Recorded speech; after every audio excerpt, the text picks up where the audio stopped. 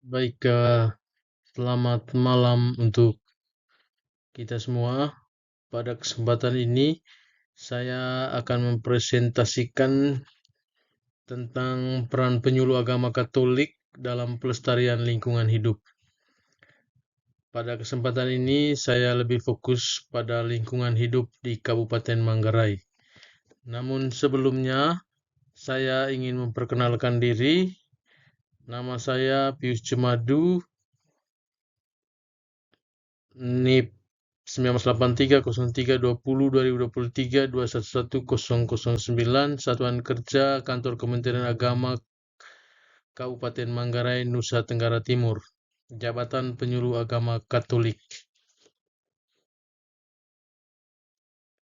Berdasarkan kondisi lingkungan hidup di Kabupaten Manggarai, terdapat kerusakan lingkungan yang disebabkan oleh yang pertama itu penebangan hutan.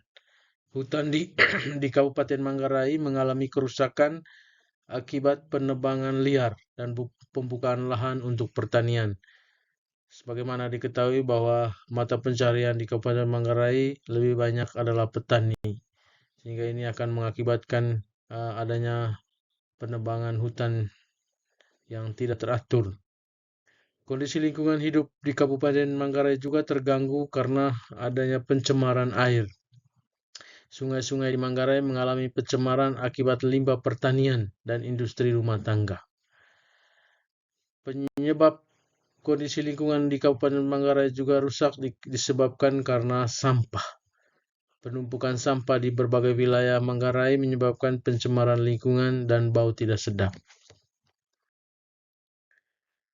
Lalu bagaimana ajaran Gereja Katolik tentang tanggung jawab manusia terhadap ciptaan atau terhadap lingkungan?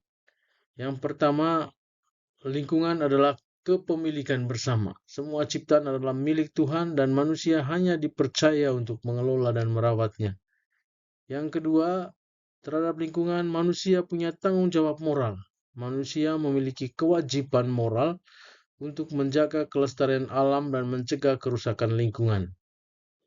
Yang ketiga, terhadap lingkungan, manusia harus bertindak harmonis antara manusia dan alam.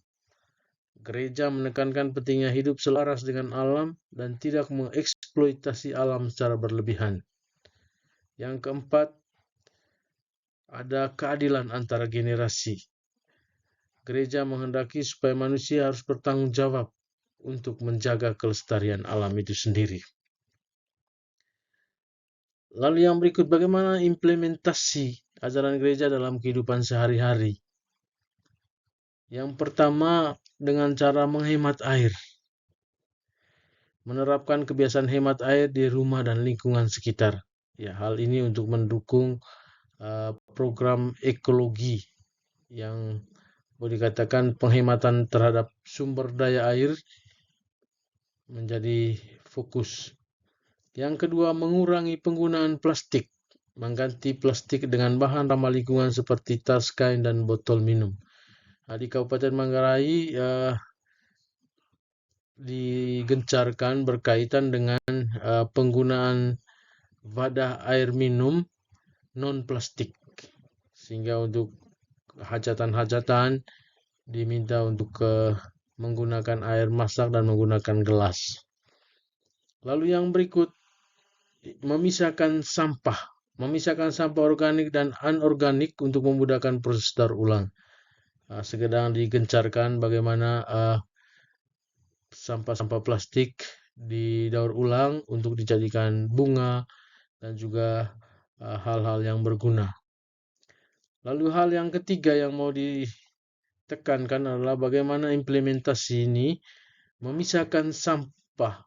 Selain memisahkan sampah organik dan anorganik untuk memudahkan proses daur ulang, juga harus menanam pohon. Gereja Katolik sedang menggencarkan bahwa setiap anak diminta untuk menanam pohon, baik di tanah atau kebun pribadi maupun kebun-kebun gereja atau kebun-kebun sekolah. Menanam pohon di sekitar rumah, sekolah, dan tempat umum untuk meningkatkan kualitas udara dan mencegah erosi. pentingnya pendidikan lingkungan bagi umat Katolik. Ya, berkaitan dengan ini perlu ada edukasi bagaimana kita menanamkan pendidikan kepada umat-umat kita untuk mencintai lingkungan dengan cara meningkatkan kesadaran, membentuk sikap peduli, membekali diri dengan keterampilan yang akhirnya bisa menerapkan praktik-praktik berkelanjutan. Praktik-praktik sederhana untuk melestarikan lingkungan, ya, sebagaimana dicontohkan penggunaan pupuk organik. Ini digunakan untuk mengurangi penggunaan pupuk-pupuk kimia. Lalu praktik sederhana yang kedua adalah pengolahan sampah.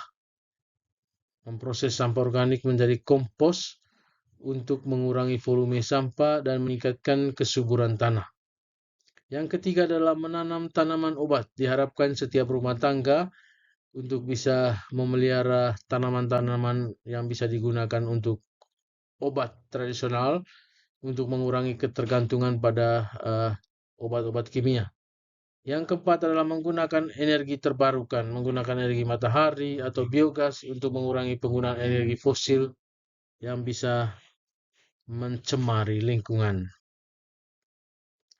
Dan sebagai penutup, komitmen penyuluh agama Katolik dalam pelestarian lingkungan, diantaranya penyuluh agama Katolik memiliki peran penting dalam meningkatkan kesadaran dan kepedulian umat terhadap lingkungan hidup. Ya, seperti yang disampaikan, tetap digencarkan penyuluhan atau edukasi berkaitan dengan dampak lingkungan dan juga keberadaan lingkungan untuk bisa mendukung kehidupan manusia agar tetap dilestarikan. Dengan mengimplementasikan ajaran gereja dan melibatkan komunitas, dapat bersama-sama menjaga kelestarian alam untuk generasi mendatang. Saya kira edukasi-edukasi ini yang perlu atau melalui penyuluhan, bimbingan dan sebagainya bisa mengajak semua orang untuk sama-sama menciptakan lingkungan yang asri. Saya kira mungkin demikian. Terima kasih banyak. Semoga bermanfaat.